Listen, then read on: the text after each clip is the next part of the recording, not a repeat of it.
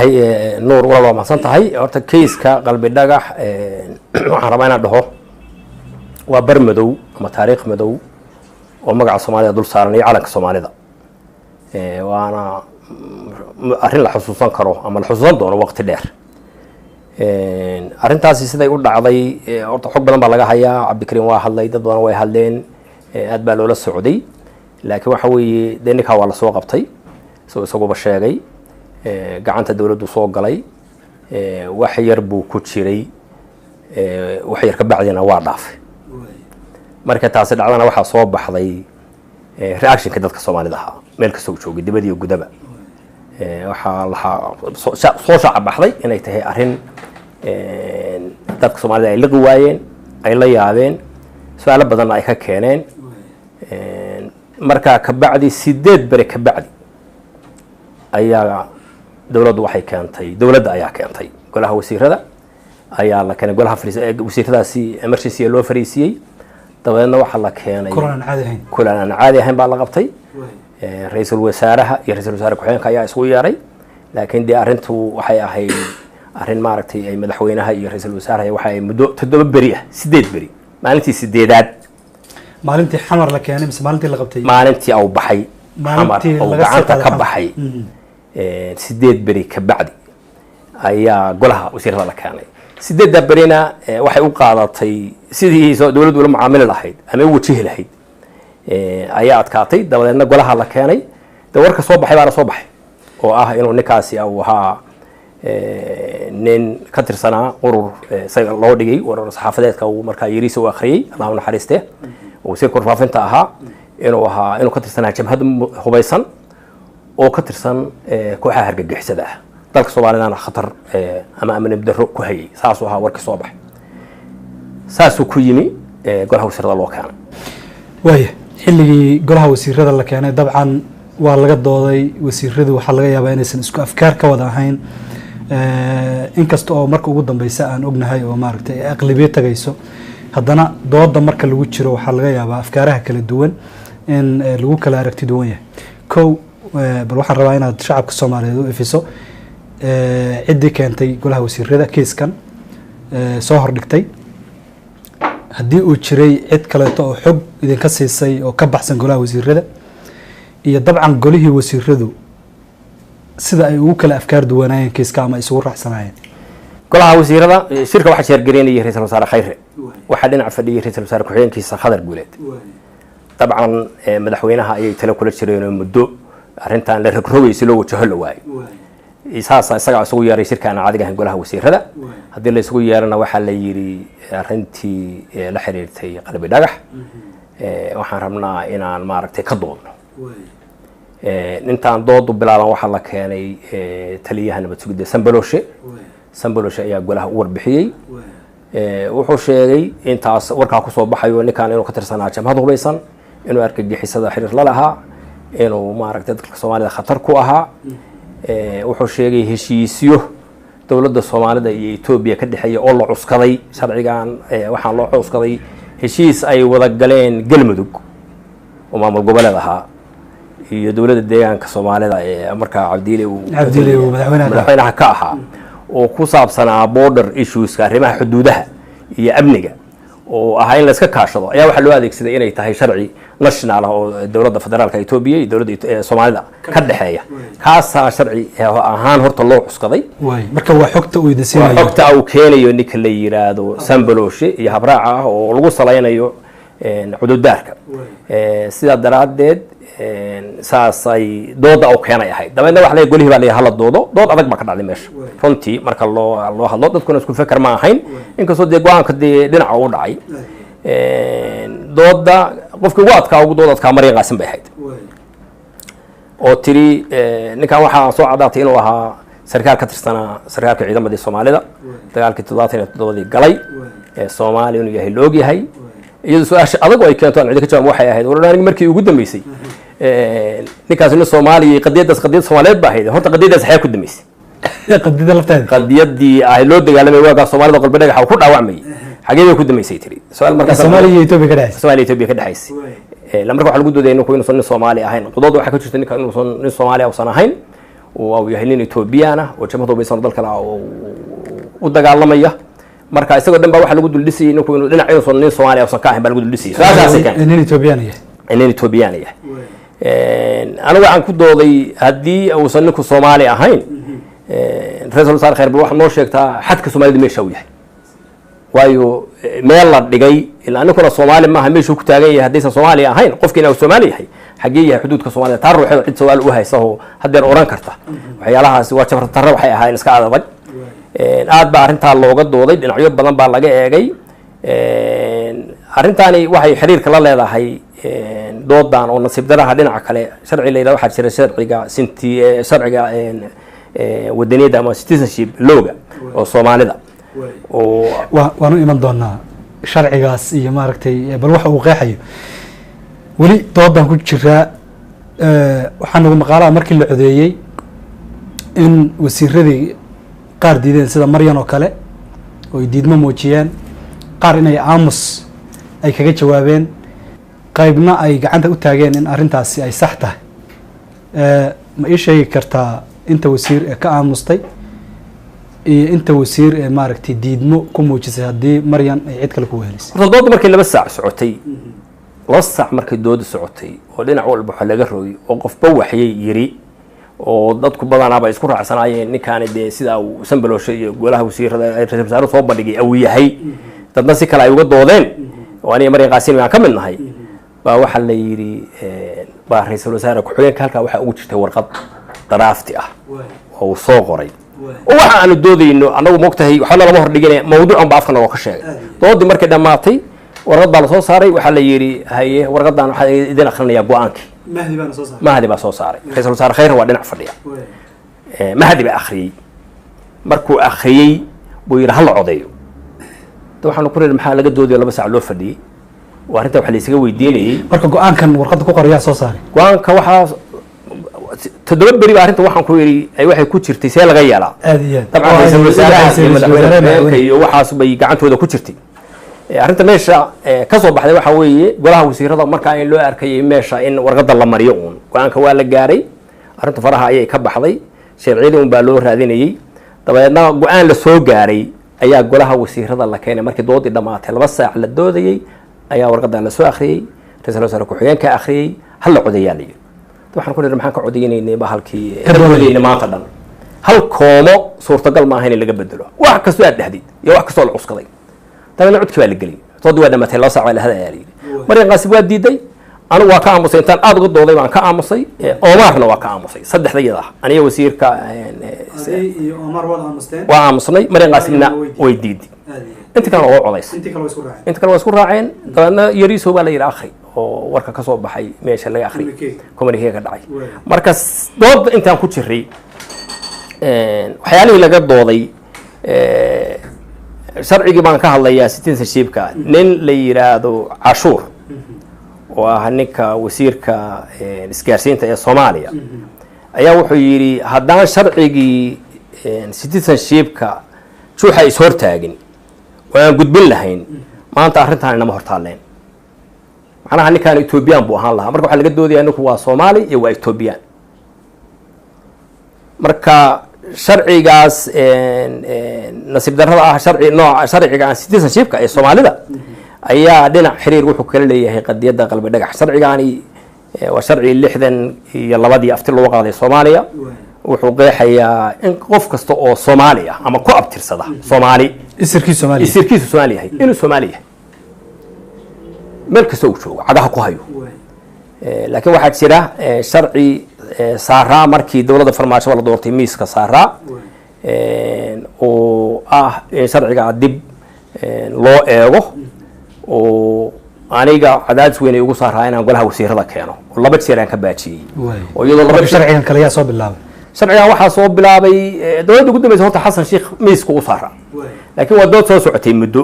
laakiin marka anagu nimi wasaaradda arrimaha gudaha ayay tahay inay golaha wasiirada geyso dabeedna baarlamaanka golaha wasiirada uga doodana u ansixiyaan baarlamaanka ugu gudbiyaan marka anagu isagoo oo dood laga soo galay oo miiska saaran oo haddaad xusuusataan 2016 waxa jiray jiray gobolada xataa kooxu ka mid yahay wasiir ku-xigeenkii xidig iyo bariga wasaaradda arrimaha gudaha xataa inay gobollo badan oo dibadda tageen oo Yurub ay tageen marka wuxuu doodaa ka jidhay iyadoo marka waqtigii baa ka dhacay isagoo aan meel la geyn anigu marka isagoo daraafta miiska wasaaradda yaal baan u imi dabada waxaan ku yiri sharcigan qadiyadan waa qadiyad weyn oo Soomaaliyeed qadiyada hadda cid aan degdeg u gaari karno ma aha waxaan u baahanahay waxaan aan darisno dabadna la geliyo sharciguna muxuu markaa qeexayaa kan dambe sharcigu wuxuu qeexayaa in dib u eegis lagu sameeyo qofka Soomaaliga ayuu yahay yaa Soomaaliya weeye hadda waxa uu yahay qofka Soomaaliga waa qofka soo isirkiisu soo yahay Soomaali macnaha miiska saari waxa weeye inuu Soomaali yahay qofka ku nool jamhuuriyadda Soomaaliya ee maanta number 7 wixii ku nool taas buu qeexaya dadka kalena haddii aysan Soomaali ahayn maadaama aysan ciid Soomaaliyeed aysan marka aysan joogin taa weeye marka su-aashaani waa su-aal aad u weyn oo Soomaaliyeed Soomaalinimadu waa wax ka weyn xuduud Soomaalidu waxay ka mid tahay waa ummad dalal baa jira saas oo kale Israa'iil baa ka mid ah Jarmal baa ka mid ah waa ummad weeye marka ummadnimadu waxay ku salaysan tahay marka Soomaalinimada isirkay ku salaysan tahay marka taa in su-aal la geliyo su-aal sahlan ma aha waana su-aal haddeerna wax degdeg oo arrintaa keenaysiin xuduudaarku wuxuu ahaa sharciga doorashooyinka loo isticmaalaya si loo qeexo qofka codeynaya qofka codeynaya waxaas ahayd ajendaha ka dambeeyo adigu la sameynayay laakiin anigu waxaan markii ku xuduudaartay maadaama su-aashaan tahay su-aal culus in loo baahan yahay in dood weyn ay dadka Soomaalida ay ka galaan oo aad u ballaaran oo anagu hadda mas'uuliyaddeeda aan qaadi karin oo dawlad maaragtay waxyaabo aan ku gudbin karin laba jeer baan marka golaha saa aan uga istaajiyay iyadoo cadaadiskaasi jiro waa arrinta qalbi dhagax timi cashuur marka wuxuu leeyahay haddaan juuxays hortaagin sharcigii dooda maanta ninkaan nin Etoobiyaan ahaan lahaa marka meeshaas ayay xiriir kala leedahay arrinta maaragtay arrinta sharciyada dhalashada Soomaalinimada iyo arrintan xiriir kala leedahay laakiin arrintaas saas ay u dhacday hadda kulli waana boog Soomaaliyeed oo 50 sano la xasuusan doono way muddo ka sii tirsanayd xukuumaddii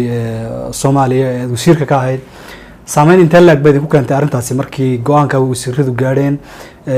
go'aankii la akhriyay falcelintii ka timid shacabka iyo maaragtay ummadda Soomaalida culays inta laag bay ku keentay xukuumadda Soomaaliya iyo dawladdiiba hadda xasuusin madaxweyne Farmaajo waxa lagu doortay ticket wadaniyad iyadoo dadka Soomaalida ay daalan yihiin oo 30 sano ku dhawaad ay soo jiitamayeen oo dib badan iska jirtay kaarkii wadaniyadda ayaa miiska saaraa saasa lagu doortay qalbi dhagax ruuxisa sheegay inuu campaign gareynayay wareysi ay ka dhigaystay mar in la doorto waxba lagu dul dhisay waxba laga filay degdeg bayana arrintan ahayd oo September bay ahayd marka waxaan ay dhacayaan moogtahay marka waxaan qabaa waxay ahayd nabarkii ugu weynaa ee la soo dirsay Soomaalida iyo dawladda Soomaalidaba oo su'aal geliyay markiiba shaatigii wadaniyadda iyo filitaankii dadka Soomaalida ay ka filayeen qaran Soomaaliyeed qof caalamka Soomaaliyeed hoos fadhiya inuu ka filo marka waxay noqotay dhaawac aan Soomaalidu ka soo kaban karin weligood mana aha Farmaajo kaliya laakiin waxaan qabaa Farmaajo horta wax kale lagu xasuun doono 50 sano wax kale waa la ilaawaya laakiin arday qalbi dhagax waxaan qabaa inay noqoto arrin la xasuusan doono marka waxaan laga soo kaban karin bay ku keentay dawladda Soomaalida iyo dadka Soomaalida gaar ahaan waayo hore uma dhicin in caalamka Soomaalida hoos fadhiya way jirtay dad la dhiibay oo gobolada dhiibay Somaliland iyo Puntland iyo galmudug meelaas waa laga qaybsan jiray ma ogtahay laakiin qof caalamka Soomaalida hoos fadhiya waa meeshii ugu dambeysay oo qofku magangalyo u tiri karay ma aysan dhicin marka waxa muuqata meel damo madaxa la gelin karaa inaysan jirin hooyadii maaragtay way doodaha qaar baa mudana odhanaya madaxweynuhu waxba kamuusan ogeyn kiiska qalbi dhagax qaar waxay odhanayaan waa la khalday oo xog aan jirin baa la siiyey iyadoo xog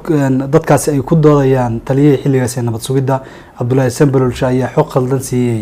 ra'iisul wasaaraha iyo madaxweynahaba ma isleedahay madaxdu ama waa lagu khalday kiiskan ama wax badan ba kala ma ayna socon madaxweyne Farmaajo isaga la doortay isagana loo doortay Soomaaliya isagoo wax la bidayay wax kasta oo kale oo cid u sheegto ama aysan u sheegin mas'uuliyadda kama qaadayso kiisku wuxuu ku bilaabmaya kuna dhamaanaya ana sayla tahay madaxweyne Farmaajo dabcan waxa la wadaaga wixii talada kula jiray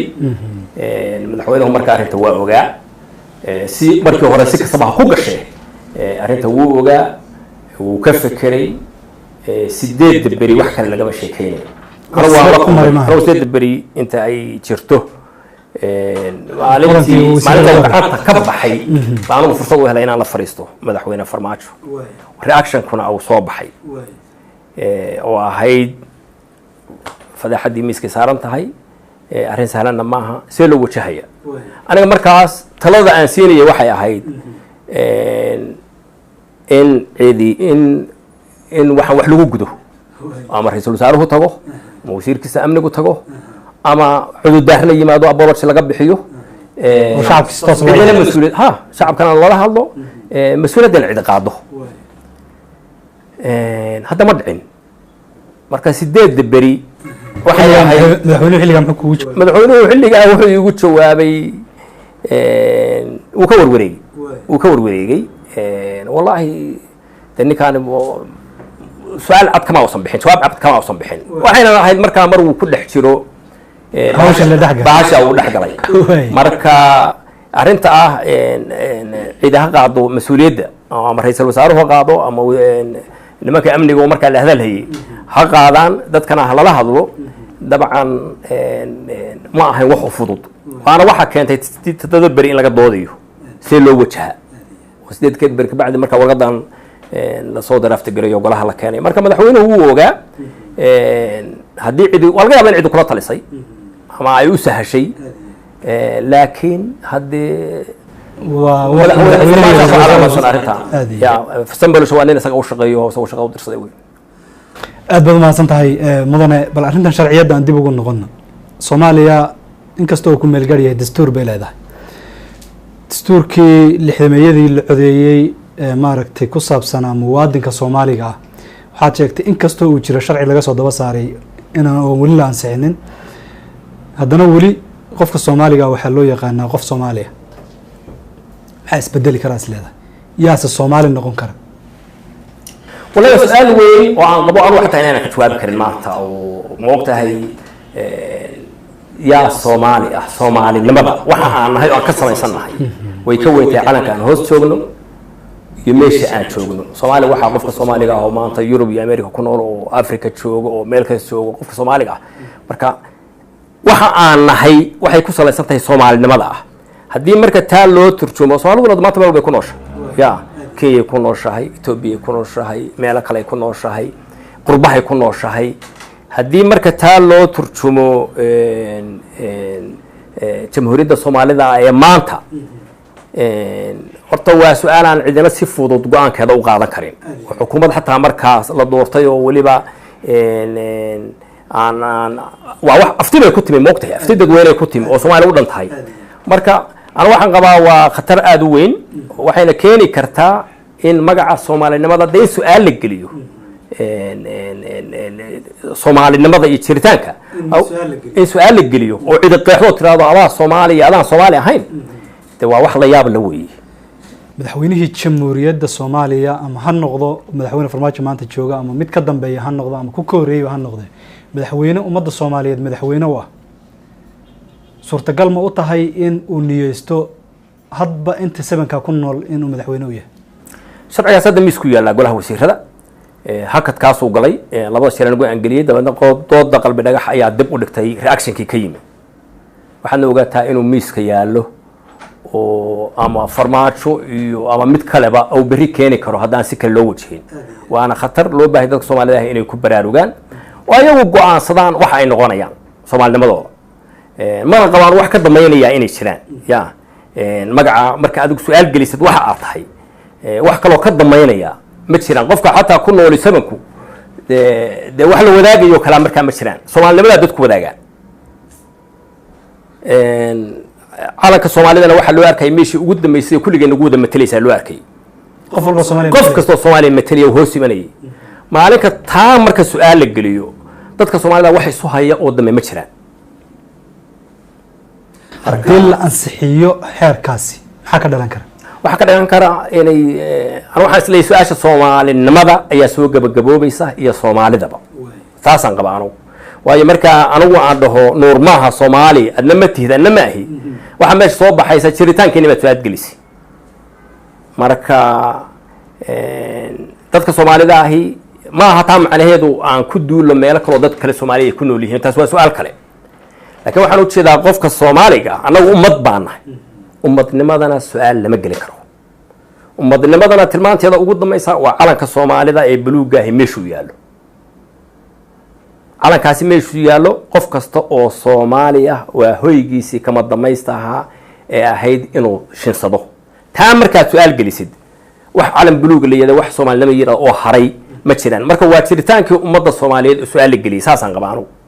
taa macnaheedu maaha dadka Soomaalida ah taas waa su'aal kale taariikhiyan waxa nagala dhaxeeya dad kale ama Ethiopia nagala dhaxeeyay ama Kenya nagala dhaxeeyay ama gobollo xoroobay oo kale oo maanta Djibouti ka mid tahay nagala xareeyay ama dadka Soomaalida qurbaha ku dhashay oo ku nool oo ku barbaaray nagala dhaxeeya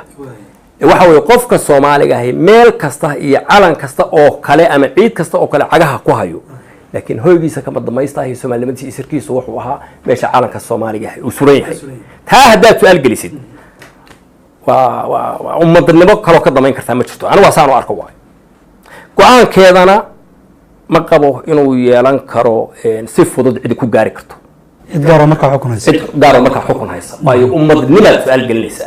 dadka Soomaalida ah haddii rabo in la process gareeyo su'aasha la galo waa in si waaqici ah oo ballaaran Soomaalida lagu bandhiga aftina ay ku gaaraan heshiisna ay ku gaaraan haddana aan kala tagno وإنه حتى كتنا سنة إلينا ما نغنوا وسوي الشيء بيان ما شاء الله أنا وصاص أنا وارك لكن سؤال وين خطر وبيس صار بعمر أدب ما صنتهاي دبان وير نغنى يا وحير كلن كي قلوا يصير كذا مالين تاسي لحدي سبتمبر بنوشة لحدي سبتمبر جوان كي صباح كلن كاسي وحشرة باسبور لي عبد الكريم بالها باسبور كاس كلن كمل كان ما باسبورka kulanka lama keenin doodu laakiin dhinac bay waxay ka ahayd ninkaani moogtahay gobol kale uu ka tirsan yahay muddo gale waxsaas ka ahayd dadka qaarkiina waa ku doodayeen ninku Ethiopian bay ahayd gudoomiyaha aqalka sarena waan dhageystay hadal laga qabtay oo waliba lagu tuhunsanaa nin oday oo Soomaaliyeed oo xaashi oo wadani ah wadaniyada waayahan su'aal baad dul taagano sheegashada iyo ficilkeeda waa dib badan tahay laakiin wuxuu sheegay markii uu farmaajo la joogay kala doodiyay in baasaboorka loo keeno la yiri visa loogu soo dhiftay la yaabku waxa weeye horta golaha lama keenin arinta baasaboorkiisa lama keenin laakiin sidee qof aad u dhiibtay dal aad leedahay isagoo ka tirsan yahay visa ugu dhufan karta ka soo qaad wuxuu yiri baasaboor wuxuu watay Ethiopian uu leeyahay viisadiisina waa tan ma baasaboor Ethiopian ah ayaad nima dhiibtay visa ugu dhufanaysaa haddii uu baasaboorku mid Soomaaliyeed yahay طبعا تاسو واقف هذا دبتي مركا وسؤالي روحيده u baahan isla loo sharaxayo ya laakiin golaha wasiirada lama keenin golaha wasiirada lama keenin xilligaas hore 8 bari lagu jiray dabcan sheekooyinku way isdhaafayeen oo idinka laftiin wad ka shawreyseen oo adiga madaxweynaha u tagay arinta baasaboorku xilliga ma maqashay inay saa u jirto mise hadda Cabdi Xaashi gudoomiyaha aqalka sare baa kugu horeysay ma yaanu baasaboorka ma maqan arinta baasaboorka ma maqan dabcan dadku waxay warkayeen in Soomaaliya la dhiibay barkiiba waxa soo baxday inuu ciidamadii kamid ahaa dagaalada hore oo galay in Soomaaliya la yaqaan oo ahaa dabcan oo la lafday waxay ahayd urur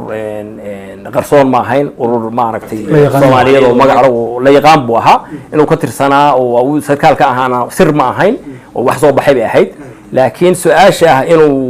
cid kale yahay waxa la yaab la weeye golahana runtii warka ka soo baxay oo uu sheegay Yariisow kuma doodiyo wuxuu ku doodiyaa inuu maaragtay no